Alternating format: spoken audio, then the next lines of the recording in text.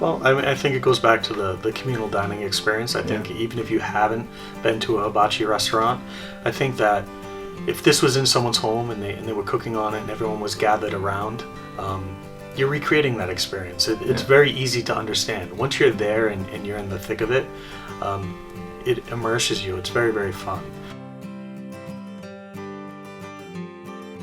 So it really started with sketches, a number of sketches and a lot of iterations, and eventually we got to a point where we thought that we were onto something, and we started in on the CAD, which is basically computer renderings of the product and what inevitably will be used to create the product molds and make it. Most people just get it. You know, when you say, I'm making a grill that's called the Partyaki Home Hibachi, people automatically, they say, oh, that's great. I could have the same experience at my house that I would have at the restaurant. So from that aspect, it's pretty easy. But then there's another group of people, which has been funny. Neighbors, friends, whoever the case may be, I'll explain it to them. Maybe they don't quite get it, but then when they see it, they say, oh, that's brilliant.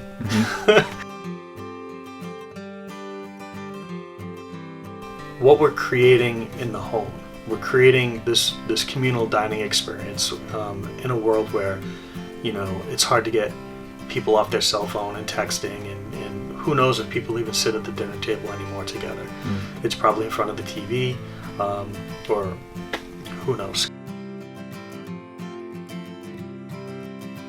I would say that we're 75% there. You know, there's always some finishing touches. There's always tweaks that you want to do. So we're pretty far along in the process, and that's strategic. We did that on purpose. A lot of people may go to Kickstarter and they may be very, very early in the development process. I guess we could have made a box, you know, painted it and said it was a Partyaki. But you know, that doesn't really help the backers.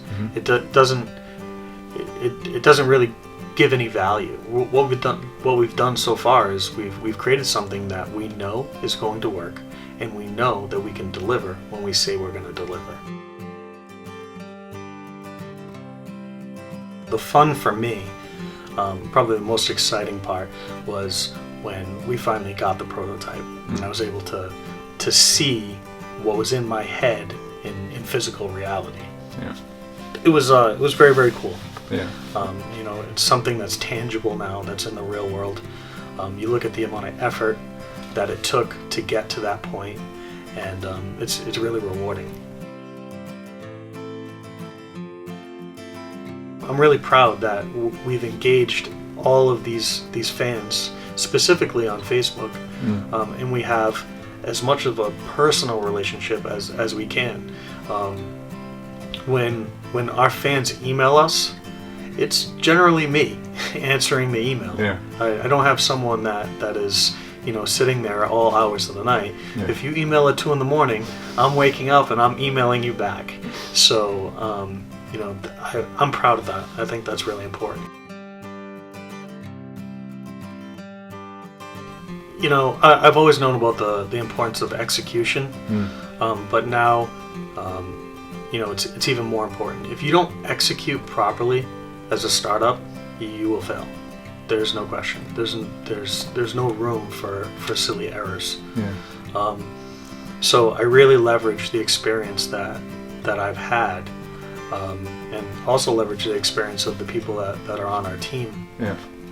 And we're really diligent. We try very, very hard to do things properly the right way the first time, so we don't have to go back and fix mistakes. When you're doing it on your own and you're trying to develop your team, all of those things that you would typically have someone else do now falls on your shoulders. So there's an enormous learning curve, and you have to be laser focused on what you're trying to do, and you have to teach yourself things constantly, and you have to learn them quickly so that you can execute like you need to.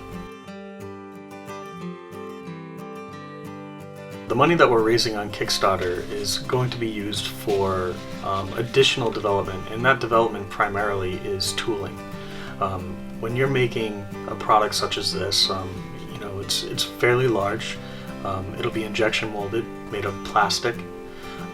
So we need to build these big steel molds that molten plastic will be injected into. Those molds happen to be very expensive.